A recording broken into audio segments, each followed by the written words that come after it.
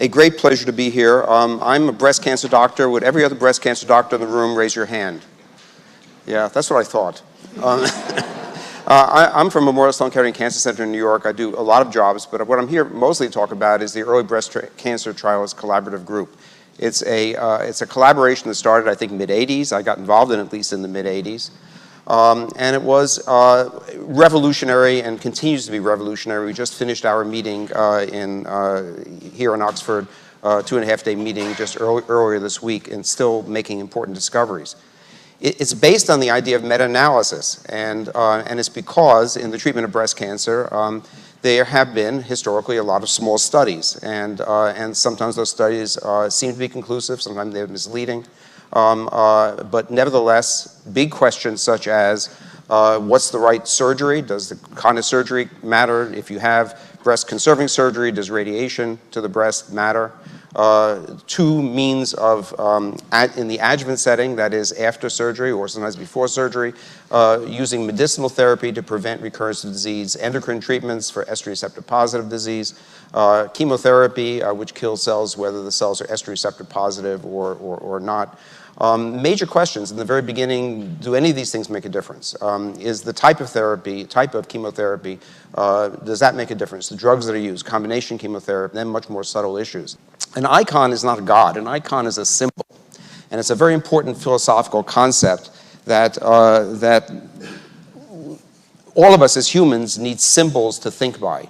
You can't think in all the details all the time, or your mind is cluttered up with a lot of noise. You have to have some way of summarizing complex data sets, complex ideas, and that's what symbols or signs do. And this has been a fundamental principle of philosophy for many, many years, including this important quote: "We have no power of thinking without signs," which means symbols. So I would actually like to focus in on this universal symbol, which is the Tai Chi, which is the yin-yang Asian symbol, commonly referred to as the concept of you need opposites to interact to make wholes. It has many other meanings, and I would like to talk about this. And I'd like to talk about how symbols sometimes simplify complex systems and how symbols sometimes confuse us and lead us astray. But I'd like to bring this into the context of another symbol, which is a revolution in art that happened in the 1960s. This is the work of Sol LeWitt, great American artist, and it was the era in the 1960s of conceptual art. The concept being, it's not the object, it's the concept of the object that really is the art form. And you know, if somebody actually broke into the Louvre and destroyed the Mona Lisa, there's enough copies out there, enough people have seen it, enough been written about it, it would still be the greatest work of art, or one of the greatest works of art of all time, whether the object actually exists or not. It's the idea of that painting that really is the essential of the art. This was the revolution of the 60s. Both Richard and I are children of the 60s, and I think this was very influential in my thinking, and I think is representative of, in overview of his impact on the field and why he's had such an impact. Because the era of conceptualization in breast cancer management started with single observations. A patient with an estrogen receptor positive breast cancer, if you do something to interfere with the biological function of the estrogen receptor, that patient with advanced breast cancer, that tumor will shrink. And then the question arises, well, what if we give these drugs earlier on, let's say right at the time of surgery, where there might be micrometastatic disease, spread of cancer cells throughout the body that we actually can't see. And so small groups of patients were treated, and there was a suggestion that there was a benefit in that regard. The number of observations grows, and eventually something really remarkable happens, which is the invention of the system of prospective randomized controlled trials. The idea of doing things where patients are randomized and allocated in a random fashion to one treatment or another, and then a comparison. And this is kind of where I got into the field. In particular, I was associated with one group of hospitals working together to answer these questions, the Cancer and Leukemia Group B, and we had done trials, and we had great belief in those trials. And then along came this guy, Richard Peto, who says, well, you know, you may have confidence in your trials, but that's a form of tribalism. You believe it because you did it, because your friends did it, and it may or may not be true, because even though you dealt with thousands of patients, it may not be representative of the entire universe of patients. And so I was very upset by this, and I thought this was a great challenge. It was certainly a challenge to my ego and the ego of all my colleagues, and I was actually rather resistant of the idea that I actually had to combine my data with other data sets to be able to derive some truth, because I knew what the truth was. The truth is what I did and the observations that I made. And I am not the only person who stood up here today and said that my relationship with this man, which has now lasted more than 30 years, was born in contentiousness. It seems to be a common pattern, Sir Richard, you know. But when you're arguing with somebody actually with such intelligence and such dedication and such high moral values, such integrity, you say you've got to pay attention to this. And so I started coming to the meetings. And when I started coming to the meetings, I saw that I was really totally wrong, is that there is a tremendous value in doing large studies and even greater value in being able to group these studies in such a way that with statistical elegance you can derive truths that may not be apparent within each individual study. And slowly the entire community of breast cancer doctors, breast cancer investigative doctors really saw the wisdom of this particular approach and learned fundamental truths that could not be obtained by any other means. Now, Richard goes to great pains to say that he didn't invent the concept of the overview, but I did think he perfected it, at least for cancer, all right? And partially because of the methodology. Short talk, we can't go into those details, but partially because of the graphic representation. As you've seen many of the graphs that have been presented here as well. The forest plots, for example, is a way of actually looking at the data and making it conceptual, and looking at life table results, which I'm going to show you in a second. It's my only data slide that I'm going to show next. And this has been reproduced really throughout the entire community of cancer doctors in terms of the ways they look at the data, because visualization is a very, very powerful tool, and it is a form of iconography. It's a symbol of very, very complex data sets, but it's a symbol that really conveys a very, very important message. The one study I'll show you is one that I was very involved in, and just giving you a little bit of history, I think, not necessarily to emphasize my own involvement, but to emphasize why this is such an important and revolutionary way of looking at data. I had an idea when I was very young, you know, basically it's more than 40 years ago, published the first paper, that the way we were giving chemotherapy was not ideal and we should make certain modifications. Details not important.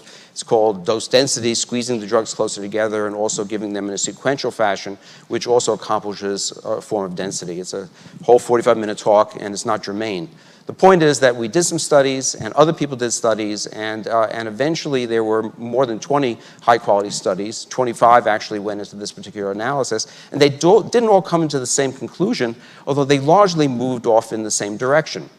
And this was just recently done, and recently and soon to be published, but this was presented at the big breast cancer meeting that we have in San Antonio, Texas every year around Christmas time, showing that among 34,000 patients female patients who were randomized, that the application of that idea of the better way of using drugs has a big influence on the recurrence of disease and on breast cancer death rates, and does not have an overall impact at all on death from other causes, so it's not incrementally toxic, and indeed all-cause mortality is reduced. Right now, in the United States, where a lot of these ideas were born, at its peak, about 60% of patients who were candidates for dose-dense therapy were getting it. It then started to fall, and it now is in the range of about 25% of patients getting this therapy. No incremental toxicity, reduction in all-cause mortality. In other parts of the world, it's even lower utilization. Part of the reason is it's based on an idea, it's not based on a drug. If you have a new drug in cancer and the drug seems to work, there's almost immediate acceptance across the board, and the more expensive it is, the more it's accepted, it seems. And that's another issue that we have to wrestle with, really, as a community. But this was an idea. This was a concept. Concepts are hard for people to wrap their brains around. A drug they can see in a bottle, they know what this does. But because of this analysis, 34,000 randomized patients in 25 trials, the expectation of my community, and we have a very good feel for it because so many of the hundreds of investigators of major importance throughout the world come to the meeting in Oxford that's held every 5 years. We're going to see a dramatic increase in the utilization of the concept and a significant, small but significant drop in the death rates of breast cancer of the patients who are so treated. And this is a very powerful thing. It's more powerful than just having an idea. It's more powerful even than having a drug, is being able to convince a community that this makes sense. And this is the power of the overview concept. Now, part of the reason why this is of special concern to me right now is that we have moved away from the era of the concept. Now we're in the era of the drug. This is because of revolutions in molecular medicine that have identified abnormalities in cancer cells that seem to be associated with the disease. You call them driver mutations, and they could be other abnormalities besides mutations, but driver mutations is a good summary of many of them. And people are convinced that if you find the mutation and you have a drug that can affect mutation, and you can do even one patient where you know the target and you know the drug and the drug works, you're done. It's called N=1 trials. And it's becoming extremely popular now and is just basically flooding the literature. Because of this, and because people have tried to replicate it and it doesn't always work or don't really know why it works, we're seeing a new type of study called basket studies, which are uncontrolled studies where you identify the mutation regardless of the organ that it comes from. So a patient can have stomach cancer or breast cancer or lung cancer, but they have a certain mutation, and you give the drug and a certain percentage of them respond. This is like the early days here. We're here. And this, for the most part, is lacking. And when this occurs, we're seeing a tremendous number of negative small trials.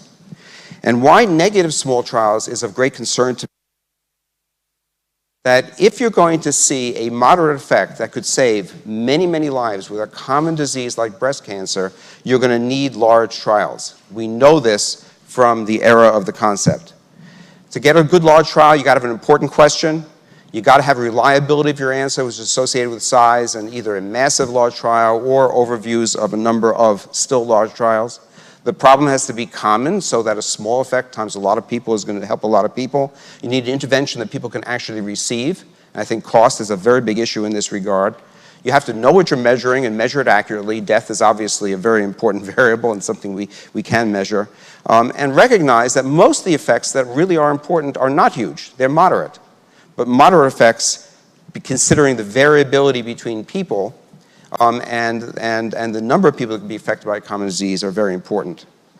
And actually, Richard wrote about this in a paper at about the time that I started getting involved in the Early Breast Cancer Trials Collaborative Group into the mid-'80s. That was extremely influential in my thinking and still is to this day, which is, and I think his co-authors are well represented in this room, that you can lose a moderate effect if you have the probability of achieving a p-value, a one-sided p-value at 0.01 of significance. If your effect is 25%, can be easily lost even with trials that are measuring in the hundreds, and to get a low error rate, you have to go to large trials or meta-analyses that may mimic, with some loss of power, exactly that effect. I am very concerned that as we have been seduced by precision medicine, and I'm one of the people working on the area, a lot of my research is involved in the area of molecular targeting, is that we are throwing away good drugs because our trials are really too small. Now, so I have real questions about what have we forgotten from the past in terms of abandoning the concept of large trials. When are large trials reasonable? Well, if you expect a huge effect, and that's what their expectation is, and you've got reason to believe a huge effect, you may be able to get away with it. It's easier to do. It may have commercial value or more rapid translation to commercial value, that is economic value for the manufacturer of that product. It certainly will get more papers out quickly, and so you can get promotion. But also there is a tyranny of journals that lean right now in cancer toward those kinds of papers. They're very, very attractive. You know, you do molecular biology, you know your target, you've got a drug, you actually can show that it works, you could actually have that impact. And there's a seductive nature of it which could get us into trouble in cancer medicine unless we remember the concepts of the past. So that if I were going to say overall what the impact of Richard Peto is, organizing this international effort where everybody comes together and everybody works together for a common goal, great impact. Inventing new ways of looking at the data so we have reliable results and that it does indeed influence the way we treat patients, a huge impact. defining the situations that we need to actually be able to accomplish this, a huge impact. But in my mind, the real impact is the fact that it's bringing conceptual thinking back into the area, and we have to hold on to that conceptual thinking as we move forward. Overall approaches toward the disease by looking at very, very large data sets together. And the idea that it's the concept that's really important, and that we have to do trials and meta-analyses to understand those concepts, that's the icon that I think is going to last. Thank you all very much.